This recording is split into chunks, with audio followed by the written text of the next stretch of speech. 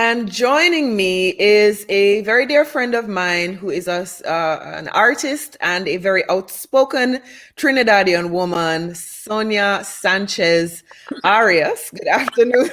Hi, Sonia, and thank you for joining me. How are you doing? Hey, Calibe. All right. How are you? How are you? I am good. Thanks for inviting me. Absolutely. We are just in this very contentious time, and you shared a video with me the other day of a pastor who is actually a white Jamaican. I'm qualifying white Jamaican because of the conversation that we're going to have. Pastor Sarah Connor. That you came across online, and full disclosure, we're doing an exhibition together this Caribbean American Heritage Month. You being from Trinidad, myself, and my team being from many people on my team being from Jamaica. And you said to me while we were installing that you're seeing in this age of Black Lives Matter and the movements that are happening, so much going on, and so many white Caribbean people, which you do happen to be a white Caribbean person, not necessarily wanting to speak up about it. And then you showed me this video by Pastor Sarah Connor. I know you're not a friend of hers directly, but what was it about this video that moved you in particular? Well, there was so much of what she said because our experience in the Caribbean is so different to the experience here in America. I mean, we have a lot of similarities with slavery and the emancipation of slavery, but there's a lot of differences. So her video, just her talking about being a first generation immigrant to America and the things that she sees. She's married to a Black man. I'm married to a Cuban American man who, is constantly getting racially profiled, and his experiences. And so those are conversations that we have within our immediate family, and then these extended conversations. I just thought her video was very powerful. And not just in the experiences she had, but in the way that she has to deal with them in this new Caribbean American experience. I wanted to share it with you because I think a lot of mixed Caribbean people that tend to be whiter in their skin tone have different experiences from Caribbean immigrants who are darker in their skin tones. Right. And yet we're all from the same place. Right. So she talked about being in stores with her husband and people following him and not following her. She talked about perhaps being pulled over and the husband being harassed and not her being harassed. What has your experience been like, with your own husband, as you said, being of Cuban American heritage? Well, very much the same experience of walking into an elevator. My husband will walk into an elevator and women will clench their purses, or there have been times when people will step out of the elevator. That would never happen to me. My husband was on a bike ride a couple months ago during some of the ice raids, and he was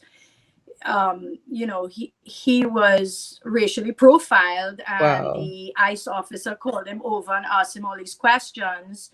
And that was a pretty significant one for us, because I remember my husband coming home and the first thing he wanted to do was just take a shower, because he just felt so like he just felt so bad about the whole situation. And then, of course, I posted it on Facebook and it almost went viral.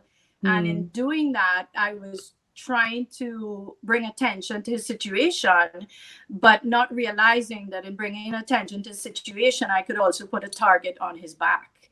And so there have been a lot of conversations. My husband went to buy a book for me once in a bookstore, and it was a very expensive book. He went into the store and he asked for it, pointed to the book on the shelf, and the woman looked at him and said, "Oh, that's a very expensive book." And she says, no, you're probably looking for another book, because that's a very expensive book. Well, and you then know what? these subtle sort of I'm gonna say that that Oprah had the same experience, so he's in good company. It's a terrible place to be, but he's in good company with that one. Yeah, And yeah, your husband yeah. is not extremely dark as a Cuban gentleman. No, no, he's not. I mean, I mean, really and truly, I really never even thought about my color until I came to North America. It's not something that is pointed out to me in a way that it is up here. But yeah, I mean, I see him. He's light skin like I am. So there's another level. There's a whole other level because of his Hispanic culture that that is affecting. It's a complicated situation because there are so many levels of this systematic racism or this racism that goes on.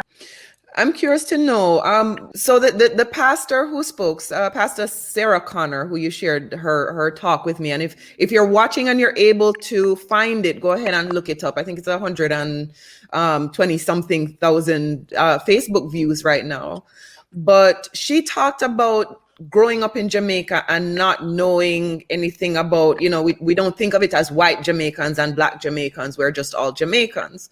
What is the racial climate like in Trinidad? Because I have heard from some Trinidadians that there is a little bit of classism, a little bit of colorism is what we call it in Jamaica. There is some amount of that, but there are still, for us in Jamaica, several black people in strong positions of power, and so it doesn't feel like there's this great divide like there is in America.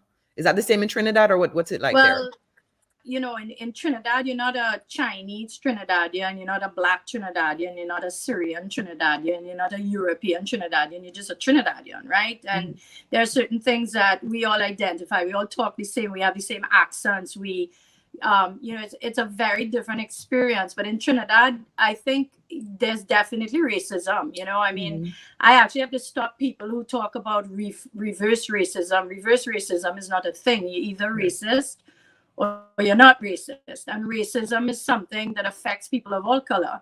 There are racist people of all color, and racism is basically about that you're judging an entire race of people based on the color of their skin and deciding whether you're better than them or superior to them or not. So there's racism worldwide and it's still going on, but in Trinidad it's a different experience. I'm a sixth generation white Trinidadian on my maternal side, but I am 0.77% of the population, my skin color. And so when you grow up on an island where your role models, the people who teach you, your friends, everything, I was maybe one of two white kids in my class, right? So I'm not thinking about my color. I'm sharing a classroom with Muslims, with Hindus, and mind you, it's a Roman Catholic school. But people are not going there for the religious education. You're going there for the level of education. Right. And the only reason you're in that school is because you scored high enough to get into that school. So you're Right. So it's different from even America, where your zip code and how much your parents can pay for property tax is going to affect your education. Yeah. Exactly. And not only that, you are all wearing the same uniform, which unifies you. So it don't matter where your parents, where you come from, whatever. What distinguishes you is your scores and how well you score in school. I mean, it's just a different reality in Trinidad. That's not to say we don't have racism. We have, and especially now with everything going on with George Floyd and people having to think about their family history and the systematic racism that still exists in many societies. And I just want to say that I think of it in two ways. There's a type of racism that is willfully ignorant, where you know that your families or the things that you're hearing are racist, but you ignore it and you don't choose to educate yourself or change your opinion of it. And then there is a level of racism where there are a lot of people that don't even know they're racist because it's sort of an innocent bias where they're not even educated to the fact that they are being racist. Right. We're running out of time. So I just want to get a quick feedback from you. The way that we met is through art, right? You're a fantastic artist. Yeah. And I know that some and I know that some of the people, and you've actually been featured in Island Origins magazine. So thank you very much for that. But some of the pieces that we've seen from you have been political statements. You have you're a little bit of a potty mouth like myself. So you have one called Blank Talk and Kofifi or Kofifi, whatever it was that the president said. And you have these things that are political statements, but they're beautiful pieces of art as well. How do you make that translation and why do you do that? Well, for me, art is a way of communicating the way I feel. So my art is, I make pretty art sometimes, but sometimes it's about how I feel right now and what I want to say right now. So it might be a statement on social media and how difficult with all these ways of communicating that we're actually communicating less. But I might also have a piece with a baby in a cage, because I'm angry and I'm pissed off, and I want people to I want people to put themselves in other people's situations. You can't put yourself in another person's skin because you'll never have that identity. But you could put yourself in a situation where you are treated a certain way, and how would that make you feel?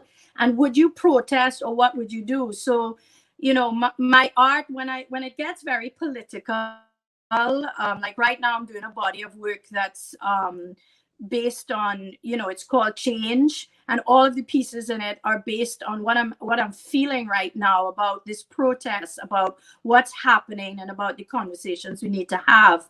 It's just another way for me to put a conversation in a gallery where I don't really have to say anything, and I let people just see the work and think about how they want to perceive it and what kinds of conversations they want to have about it. Awesome. Thank you so much for the feedback. If you are watching contemporaneously in Caribbean American Heritage Month, we actually have a joint exhibition that we're doing at History Fort Lauderdale.